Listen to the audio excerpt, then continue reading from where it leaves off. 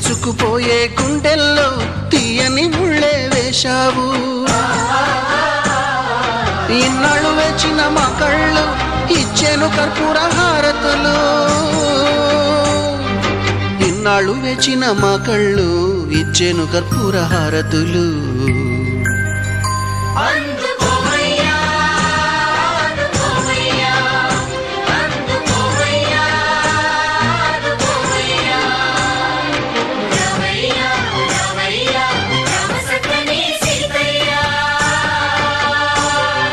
రావయ్యా రావయ్యా రామ సక్కని సీతయ్య.